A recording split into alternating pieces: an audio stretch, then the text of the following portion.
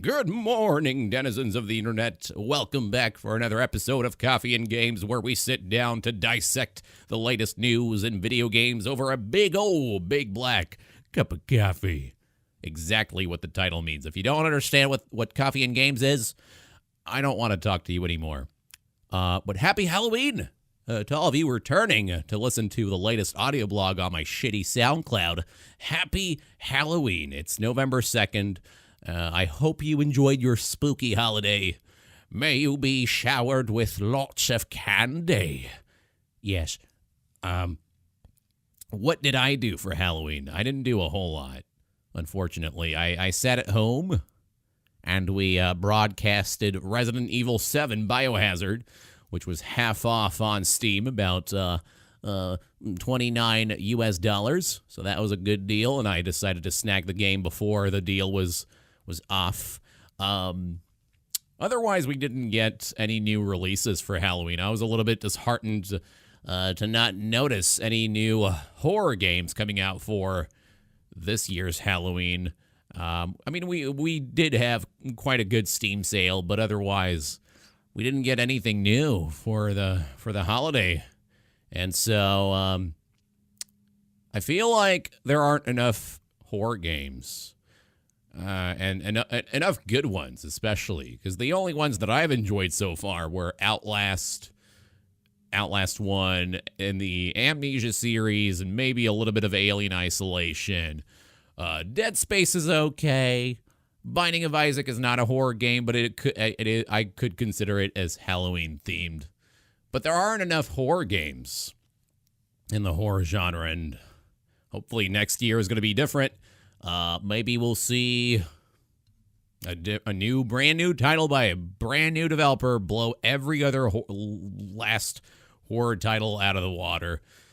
But we did play. So I've never played a Resident Evil game before, and we streamed a little bit of that on Halloween Day. We played 8 hours of it so far. I took a little bit of time on one of the puzzles. I was stuck at a certain point in the game, but otherwise, I'm really enjoying myself.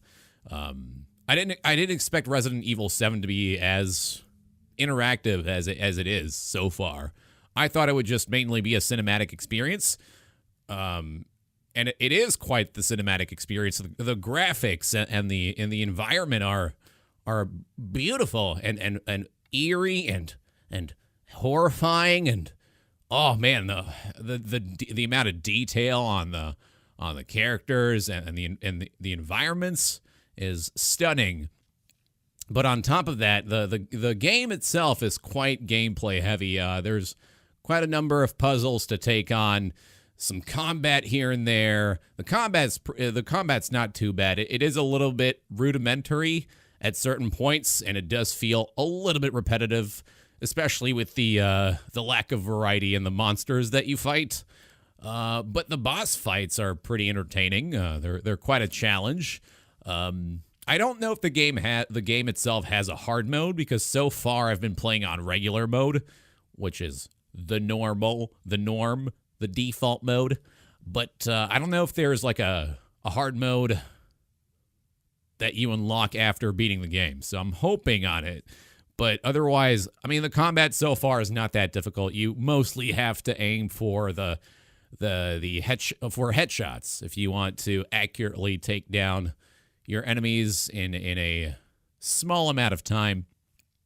The puzzles are pretty good themselves. I do like the layout of the maps. I don't know, and the sound design is particularly great. I can't really make the comparison with older Resident Evil games since I haven't played any other ones. So it is, from what I can hear from the people that have played most of the Resident Evil games, Biohazard is noticeably different in terms of how Resident Evil games feel and what kind of atmosphere they provide. Biohazard is definitely leaning towards a more cinematically horrifying experience. The other Resident Evil games, I feel, are definitely more gameplay heavy and more combat heavy, if anything, because I feel like Biohazard has a lot of time. A lot of the times when you're playing Biohazard, there isn't a whole lot of fighting to do. It's mostly in-game cutscenes and then a little bit of combat at certain points in different maps. But it's not like you're constantly fighting a monster. There is quite a bit of everything to do. You read documents, you go do you accomplish certain puzzles, then you do a little bit of walking, then you view more cutscenes, additional cutscenes that are viewable within those like VCR tapes that you find in the world. But I wouldn't say that Biohazard is heavy on the gameplay. I think it's more. I think the game is beautifully and well balanced in terms of all of its game aspects. But I think I'd agree with the other Resident Evil fans when they say that Biohazard is a huge difference, and very and vastly different from other Resident Evil games. Sorry, I sounded a little bit redundant there in my wording, but Resident Evil 7 is a game that I would still recommend. And in fact, I think it's probably one of the best VR games. If you're looking to play the game in VR, Resident Evil 7 is a unique experience. I don't personally have a VR headset, but I'd imagine Biohazard would be an especially great title to play in VR, and it's available on PSVR, I believe. So I don't know. I've read articles about the PSVR sales, and they seem to be doing amazingly well for Resident Evil 7. I can only imagine that they're still selling VR titles, copies, I mean, of it. So, but I didn't play anything else on Halloween. We pretty much played Resident Evil 7, and it did eat up a lot of our time, but it was it's a pretty good game. I would recommend you pick it up. My only gripe with it is maybe how short the game is. It already feels like I'm nearing the end of the game, and that's a little bit disheartening for a game that's priced at $60. I don't know. It can be quite disappointing when you notice that you're already close to beating the game and you're paying full price, a full AAA price on a game like that, on a game that seems to be 13 or 15 hours long. But then again, I'm not surprised. A lot of video game titles that are coming out that are AAAs are about that length, between 15 to 25, at most 30 hours for the main story. That's how I feel. That's how I feel. How long most games are that are AAAs that are coming out nowadays. But anyway, let's move on to another topic, a more interesting piece of news. Our actual first piece of news. Let's talk about the Sony press conference that recently happened over the internet. We had a conference that was live streamed from France, from Paris. It was called the Paris Games Week Conference.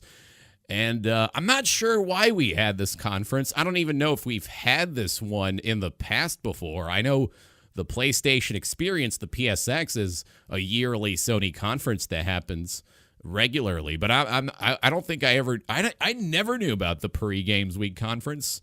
Maybe it was the first one. Let me know in the comments if that is in fact the case. If it was the first one. But I'm not really sure why they're also doing this conference when we're only 5 weeks away from the PlayStation Experience, which, by the way, if you guys didn't know, the PlayStation Experience is going to happen early in December. It usually showcases the latest games that have been announced in the last E3 event, and they typically give out release dates on the games that they've revealed before. It can sometimes include brand new titles, maybe new indies, or a brand new AAA on top of that as a little surprise. I'm kind of hoping that we get some new announcements, some brand new reveals for the next PSX that is coming up. But otherwise, let's see what we actually got from Paris Games Week, from the Sony French press conference. So we didn't get a whole lot of release dates for this one. like I said, I'm not sure why we had this conference. We mostly had a lot of new cinematics and footage of games that were announced that we didn't get to see before. So a lot of it is new cutscenes. Not a whole lot of gameplay too. It's mostly just cinematics and tidbits of gameplay, parts of the game that we had not seen before. So we did get a couple announcements. First of all, we're getting a brand new sequel for Spelunky. Spelunky is a roguelike side-scrolling game that has been successful, highly successful as an indie title. And I know a couple broadcasters play it regularly on Twitch. But the first one, which is highly successful, is kind of slowly dying at this point. So we are getting a sequel, so that's kind of reviving the success of the first one again and revitalizing the community around the game. And I've actually never played Spelunky, and so maybe when we're nearing towards the release date for Spelunky 2, maybe I'll actually play the first one on our Twitch channel, which if you guys are interested in watching, it's twitch.tv/IcyVolk for a variety gameplay. We mostly play Final Fantasy XIV on there, but if you want to, we do play other games here and there. In fact, I've been playing Super Mario Odyssey. We've played some Resident Evil 7, and we might actually finish those games. So stay on the lookout for variety video game streaming over at twitch.tv/IcyVolk. But back to what we were talking about, Spelunky 2 has been announced. It is apparently going to be themed around space. So, I mean, that's what I'm assuming from the tiny little teaser trailer that we got. It seems that Spelunky 2 is going to take place in space. And I don't know why, but my phone is calling at the worst time possible. I'm not going to answer it because I'm busy right now. Okay, phone, you shut your dirty whore mouth. I don't want to listen to you. But anyway, so Spelunky 2, that's been announced. Now, we also got a reveal of a brand new game. We actually got a brand new game announcement.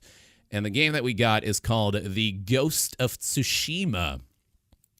So this is a historical Japanese game of Japanese history.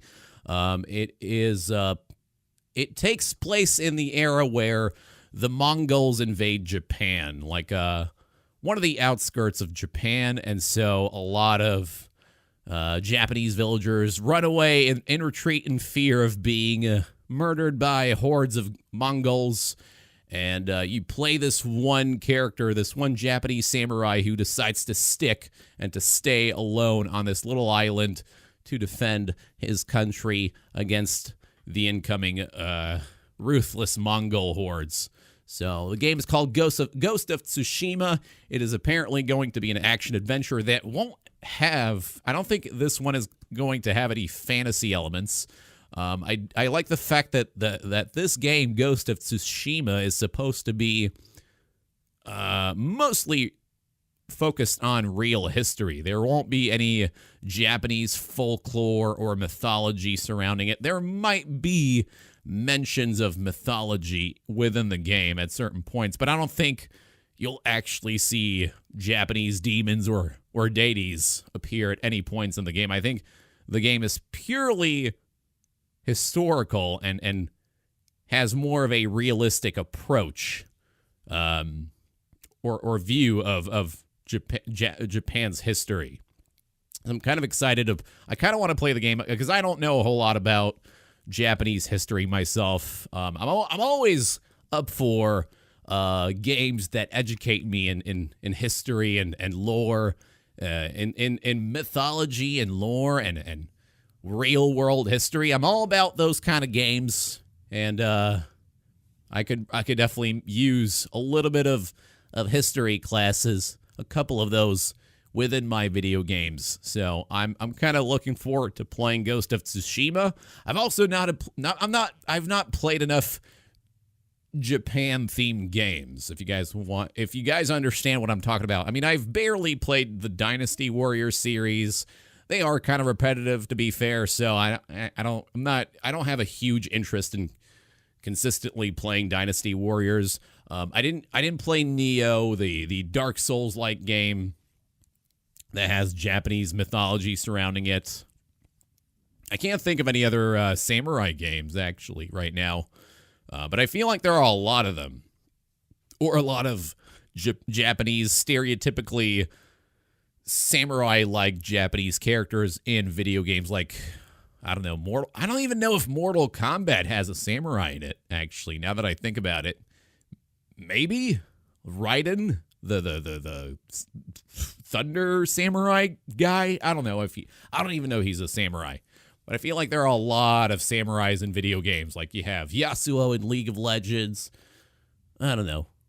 But it's good to see a video game that has a samurai in it that exists in a real world that isn't filled with fictional creatures and demonic-like characters and yada, yada, yada.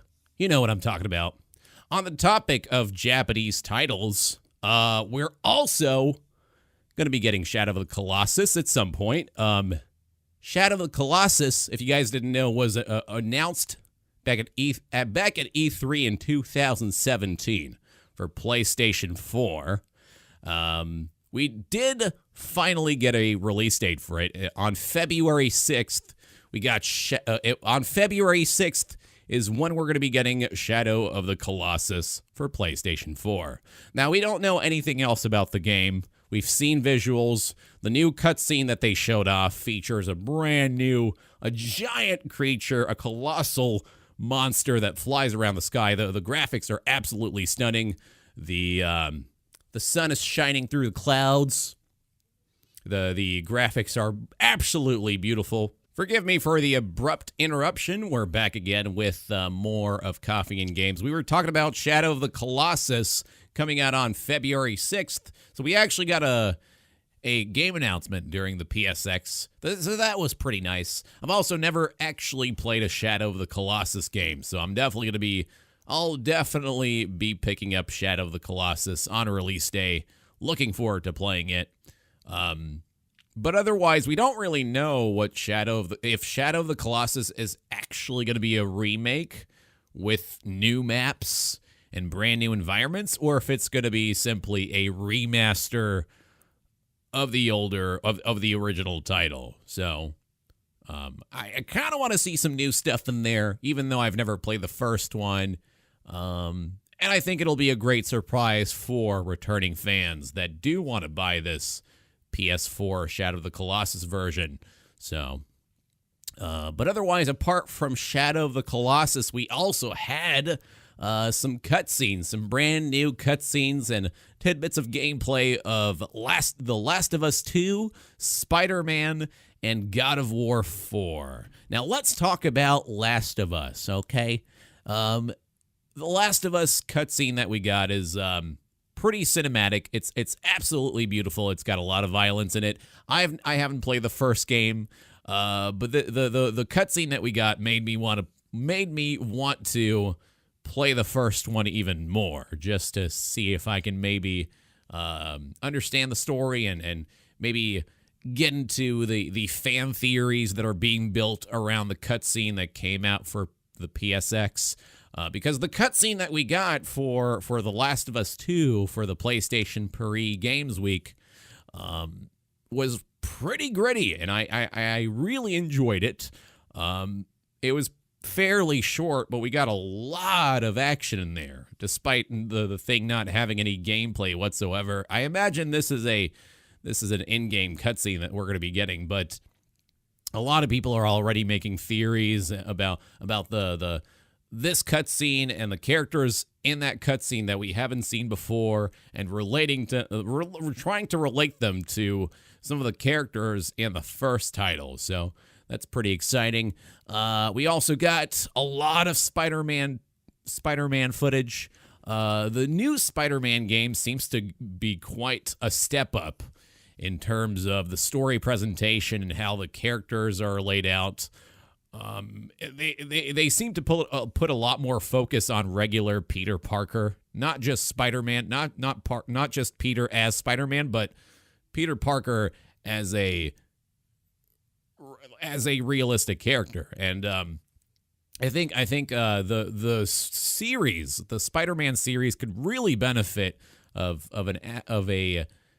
having a more realistic approach to its storyline and putting more emphasis on Spider-Man without the costume. And we get to see Mary Jane and a whole lot of other characters, some new characters in there, superheroes, all superheroes from the comic book series. I personally don't really follow superhero comic book series, but it seems to me like this new Spider-Man game is going back to the roots of the original story and actually following the integrity of the story, right? Not making it something else, but I think they're trying to reimagine, or I guess what they're trying to do with this new Spider-Man game is to kind of forget about the older Spider-Man games that weren't that great and to maybe bring forth I don't know how to put it. I guess they're like trying to revive a phoenix. If you understand what I'm trying to say, is they're kind of putting aside the somewhat average Spider-Man games that they had made and bringing back a Spider-Man title that is worthy of being praised for its storyline and gameplay and presentation. And I think this Spider-Man game that we're going to be getting is going to be a hoot. It's got a lot of action. It's got quite a bit of storyline, lots of character interaction, and apparently you also get to play as Mary Jane. So that should be exciting for other demographies that are not so into superhero games. I think it's gonna, the fact that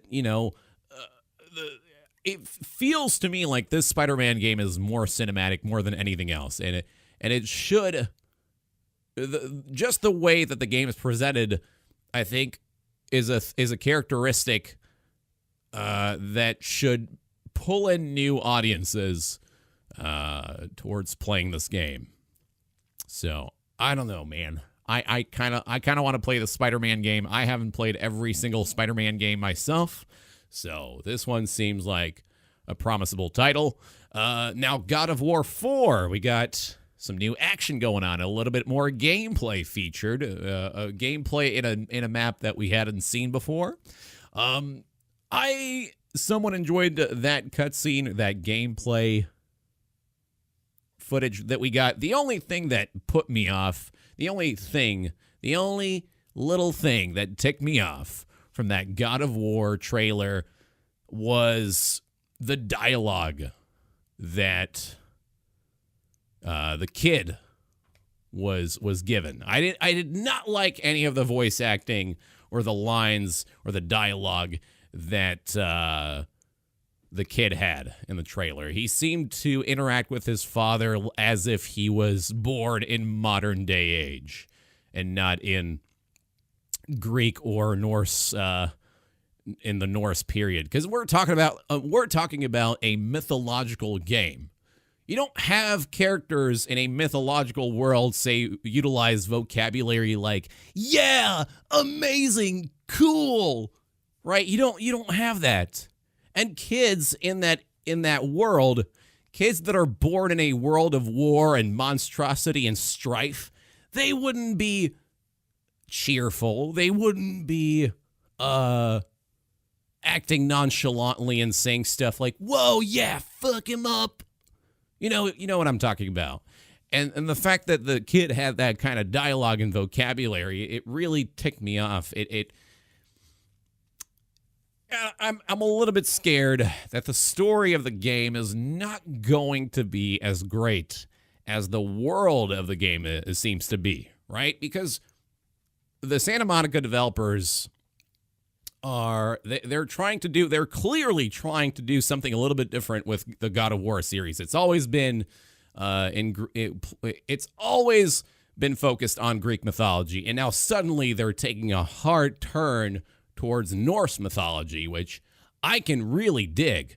And if done properly, I think this game will be a way better God of War game, because a lot of the God of War games are they do progress in storyline, but the way the combat and the stories are laid out is a bit repetitive, and I'm hoping that God of War 4 is going to be vastly different in how it feels and how it plays out. And so now you have the secondary character with the God of War dude, Kratos. I don't even know if his name is Kratos in this new God of War game, but regardless, if Santa Monica Studios is taking that risk with approaching a Norse mythology instead of Greek mythology, then they should be really careful in how they present that approach, right? I don't want them to use casual North American vocabulary for characters that exist in a mythological world. It just does not make sense to me, and I'm a little bit afraid that the integrity of the game is going to be lost through that weird usage of vocabulary in the character dialogues. But it was still a pretty good trailer. I mean, I'm not complaining about the gameplay. The combat seems quite enjoyable. The monster and character design are pretty nifty. The environments are stunning. But, man, that dialogue, it ticked me off. But overall, this Paris Games conference was pretty solid.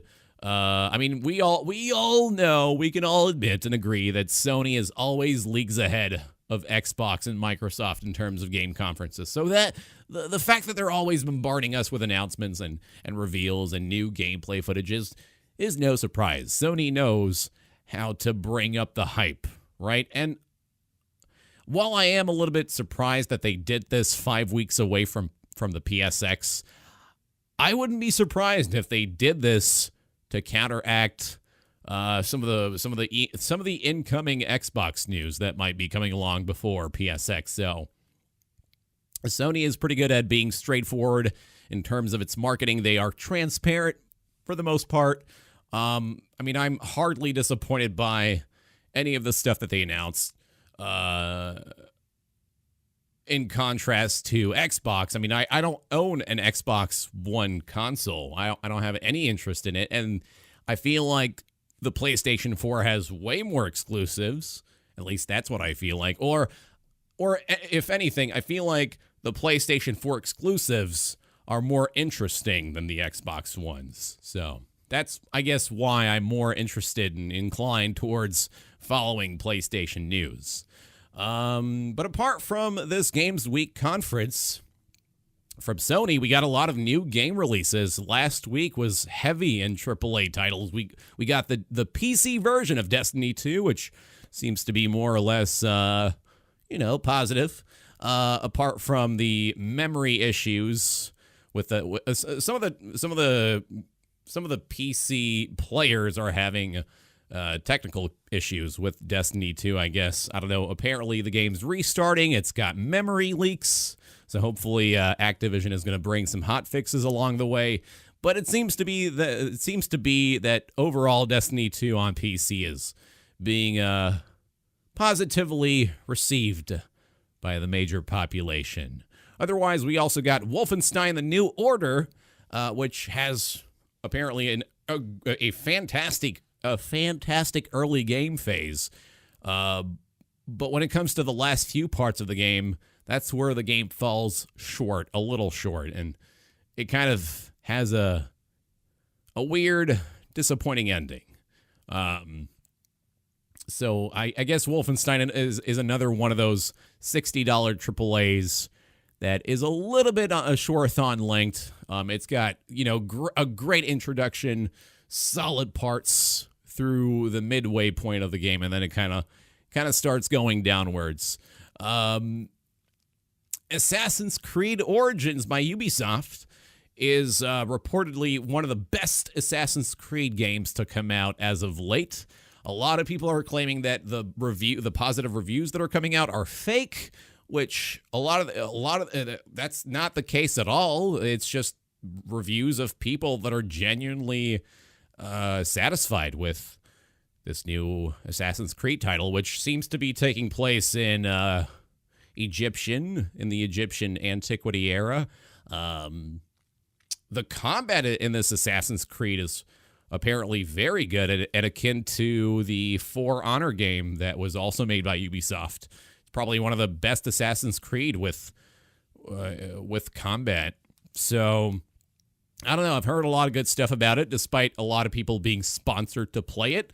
Seems to me that all the content creators that are talking about it are genuinely satisfied with the gameplay. And then we've got Super Mario Odyssey.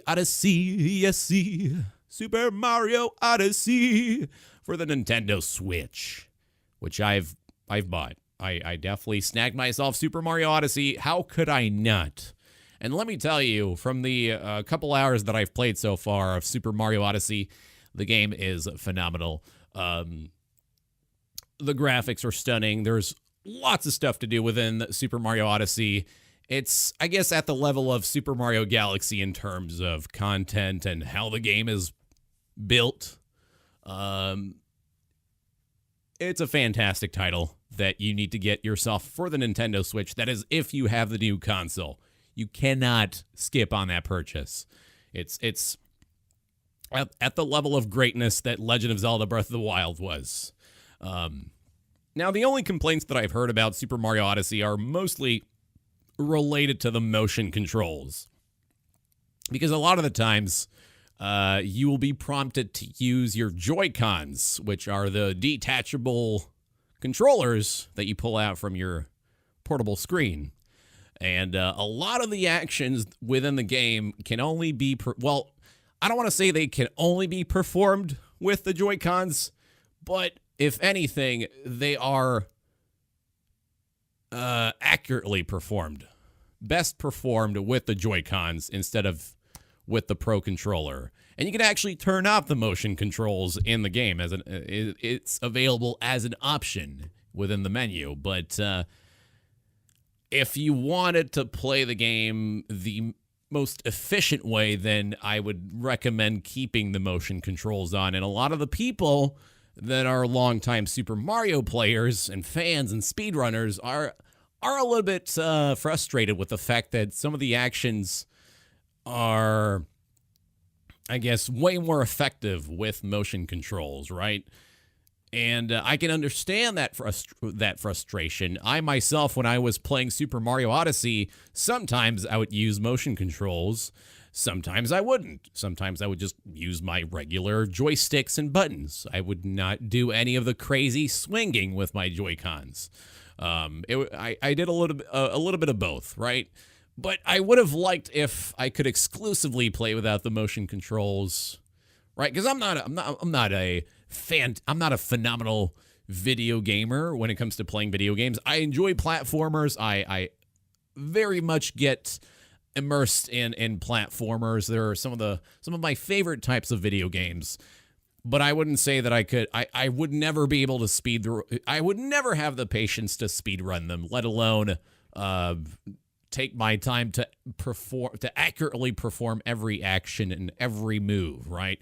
So if I was in fact a speedrunner or someone that played platformers on a daily basis, from morning till night, then I would want to make sure that I could have in-game actions that I could perform easily and accurately, right? And with the motion controls for the Nintendo Switch, it kind of the fact that some of the actions are best performed with motion controls can be a little bit worrying, right? As a developer, I would be a little bit worried about that kind of stuff. And, Nintendo's definitely marketing to the majority of video game audiences, right? They don't really care about they do care about hardcore players, but to them, the priority is everyone else, right? Every other gamer that is either casual or semi-hardcore, right? To them, they want to target the biggest audiences to make the most amount of money. And that makes sense business-wise, but at the same time, the fact that some of the motion controls are a bit hard to control without motion control is a bit worrying. So that was my personal issue with the game, and a lot of and an issue for a lot of other people on the internet. But otherwise, I mean, I don't have any other criticisms for Super Mario Odyssey. It is worth the $60 price tag. It is absolutely wonderful, and it's filled with gameplay. Lots of collectibles that are completely free to collect within the game, with the usage of coins, special coins, or regular coins. There's adorable interactions with NPCs, just loads of stuff to do, and after beating the main storyline, you can still keep playing the game and go for 100%. Go for all the damn power moons or coins or whatever collectible that you're going for, right? The game is, I would say, 50 or 60 hours long if you're going to go for a completionist run. And so I would say the game is definitely worth every penny. Yeah, I don't know. Super Mario Odyssey. It's a great Nintendo Switch title. And it's at the level of quality of Legend of Zelda Breath of the Wild. Definitely pick it up if you can. World of Final Fantasy, which I did try out earlier last year, is going to be coming to Steam on January, I believe. No, on December. On December. Yeah, no, I think it's coming sometime this winter. So World of Final Fantasy is going to be released for Steam at some point in early winter. But I'm still waiting on that Final Fantasy Tactics. Man, we could really use some Final Fantasy Tactics on PC, and I'm sure a lot of diehard fans would lose their minds at that piece of news if it ever happened. I've never played Final Fantasy Tactics. I'm really into tactical RPGs. I've played Tactics Ogre, Let Us Cling Together. I've played, Tactics Advance? But I have never played Final Fantasy Tactics, and if I could play it on PC through Steam, I think that would be one of the best PC ports to release ever. And Square Enix needs to get to it already. I mean, they're already releasing almost every Final Fantasy game to Steam. So why not just bring forth Final Fantasy Tactics to Steam? Come on. What are you doing, Square? You're wasting your time. You could be doing mad dollar bills. Well, man, I'm so damn frustrated. Rocket League is going to be releasing for the Nintendo Switch on November 14th. Another exciting piece of news. If you enjoyed Rocket League and you have the Nintendo Switch, I would somewhat recommend buying it. I mean, I bought Stardew Valley on the Switch, which I already have on my PC. I played about 75 hours of Stardew Valley, and, I just started a brand new farm, a brand new character on my Switch version, so that's been going on. So I might even consider picking up Rocket League on the Nintendo Switch. I imagine that the game's going to be quite enjoyable to play on such a platform, especially when you have motion controls. I think Rocket League on the Switch would be a highly enjoyable and entertaining title to play, right? You don't have to play competitively necessarily, but if you wanted to play with friends or online or just, play a bit of it every day, I think Rocket League on the big screen with motion controls would be fantastic, right? Especially if you're standing up in your living room with the Joy-Cons, flailing your arms, right? Trying to miserably get that ball inside the enemy's goal. I think Rocket League on the Switch is going to be quite popular. We hope that it's going to be popular. Rocket League deserves all of its success. It's a fantastic title. And if you haven't played it, you're missing out.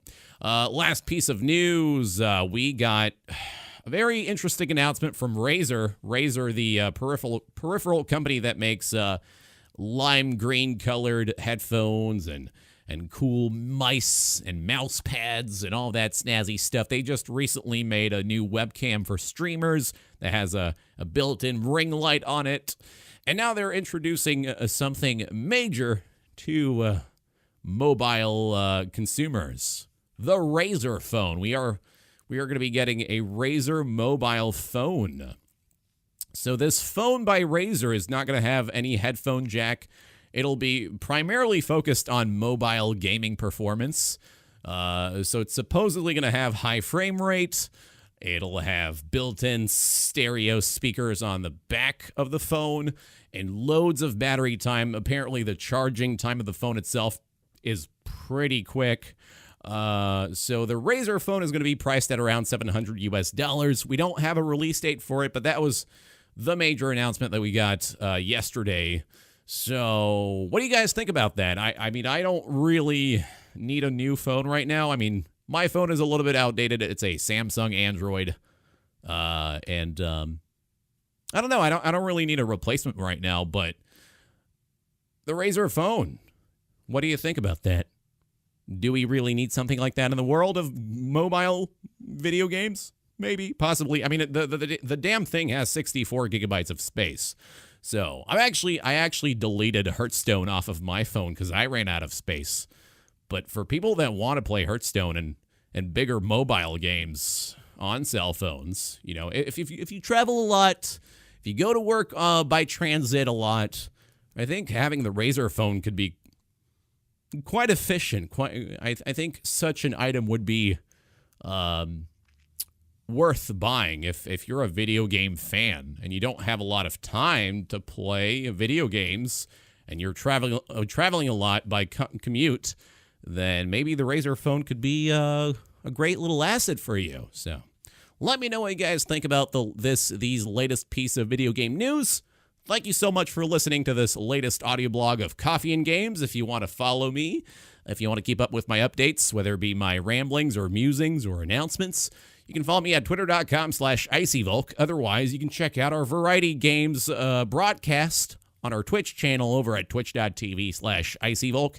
And if you want to be part of the community, if you want to talk about video game news, if you want to talk about my broadcast, if you want to talk about video games in general, if you want to communicate with me on the regular, go to discord.gg/IcyVolk for our community server. Thank you guys so much for listening. I hope you have a great rest of your day. We will see each other sometime later this month. Take care, and don't forget to have your daily dosage of coffee. Until next time on the #1 Shit Show.